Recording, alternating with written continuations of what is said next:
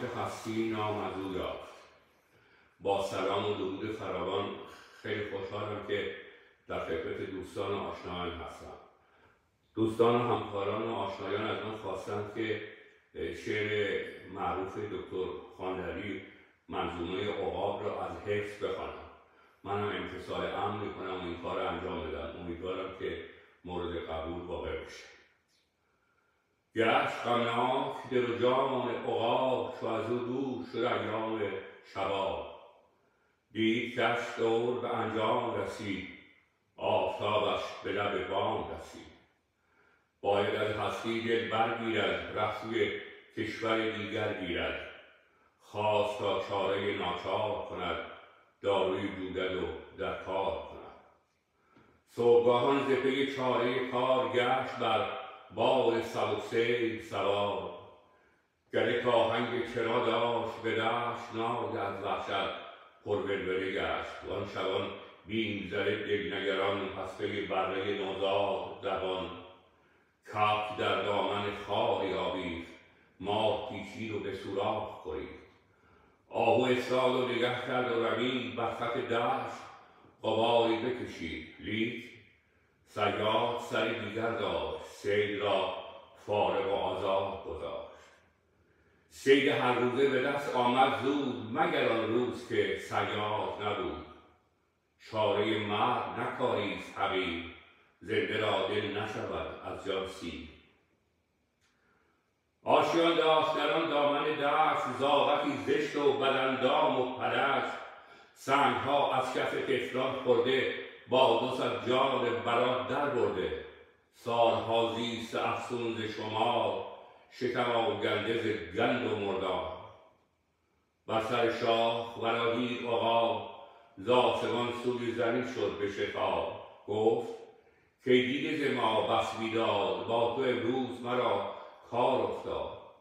مشکلی دارم اگر بگشایی، بکنم هر چه تو می‌فرمایی. زاغ گفت بنده درگاه توییم، تا که هستیم هواخواه توییم.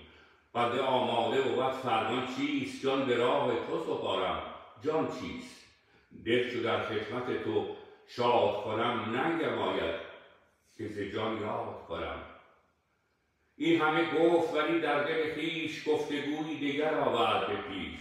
کین ستمکار قوی پنجه کنون، ز احتیاج است چنین خوار و زبون. لیک ناگه چو قدردان شود، زو حساب من و او پاک شود. دوستی را چو نشاید بنیاد، حظ را بایدم از دست نداد. این چنین گفت و چنین رأی گزید، پر زد و بوترک جای گزید. زار و افسرده چنین گفت عقاب، که مرا عمر برآب است حباب. راست است آن که مرا تیزپر است، لیک پرواز زمان تیزتر است. من گذشتم به شتاب از در و دشت، به شتاب ایام از من بگذشت. گرچه از عمر مرا سیری نیست، مرگ می آید و تدبیری نیست. من بدین قامت و این عزت و جاه، عمرم از چیست بدین حد کوتاه. تو بدین قامت و بار ناساز، به چه فن یافته ای عمر دراز. پدر من نیز به تو دست نیافت، تا به منزلگه باقی بشتافت. لیک هنگام دم بازپسین، چون تو بر شاه شدی جایگزین. پدرم از دم حسرت فرمود، کین همان زاغ پلید است که بود. عمر من نیز به یغما رفته است، یک گل از 100 گل تو نشکفته است. چیست سرمایه این عمر دراز، راز اینجاست تو بگشای آن راز. زاغ گفت از تو بدین تدبیری، عهد کن تا سخنم بپذیری. عمرتون گرچه پذیرد کم پاست، دیگران را چه گنه کین ز شما. پدرم گفت پس از 300 و اند، کان اندرز بود و دانش و پند. بارها گفت بر این چرخ اسیر، بادها را فراوان تأثیر. بادها گر ز بر خاک وزن، تن و جان را نرسانند گزن. هرچه از خاک شوی بالاتر، باد را بیش گزند است و ضرر. ما بسی عمر از آن یافته ایم، کز بلندی رخ برتافته ایم. زاغ را میل کشد دل به نشیب، عمر بسیارش از آن گشته نصیب. دیگر این خاصیت مردار است، عمر مردار خوران بسیار است. گند مردار ببین درمان است، چاره درد تو زان آسان است. خیز و پیش ره شهر مگو، طعمه خویش بر افلاک مجو. من که صد نکته نیکو دانم، ره هر برزد و کوی دانم. خانه‌ای در پس باغی دارم، واندر آن کوچه سراغی دارم. ناودان جایگهی خوش نیکوست، به از آن کنج حیات و لب جوست. آنچه آن زاغ از آن داد سراغ، گنج جایی بود اندر پس باغ. بوی بد رفته از آن تا ره دور، مأمن پشه مقام زنبور. نفرتش کرده بلای دل و جان، سوزش و کوری دو دیده از آن دو همراه رسیدن از راه. زاغ بر سفره خود کرد نگاه، گفت خوانی که چنین الوان است، در خور همچو توی مهمان است.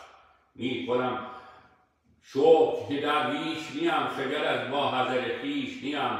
گفت و بنشست و بخورد از آن گند، تا بیاموزد از آن مهمان پند. عمر در اوج فلک برده به سر، دم زده با نفس باد سحر. ابر را دیده به زیر پر خویش، حیوان را همه فرمانبر خویش. بارها آمده شادان ز سفر، بر رهش بسته فلک تاب ظفر. سینه تب و تذر و تیهو، تازه و گه شده طعمه او. اینک افتاده بر این لاشه گند، تا که از زاغ بیاموزد پند.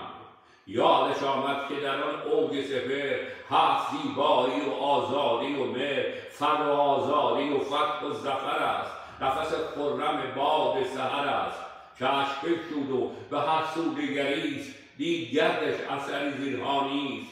هرچه بود از همه سو خالی بود، نفرت و وحشت و بیزاری بود. بوی گندش دل و جان تافته بود، حال بیماری دل یافته بود. بال بر هم زد و برد سجاد، گفت که یار ببخشای مرا. سالها باش و بدین عیش براز، تو و مردار و تو و عمر دراز. من نیم در خور این مهمانی، گند و مردار تو را ارزانی. گر به اوج فلکم باید مرد، عمر در گند به سر نتوان برد.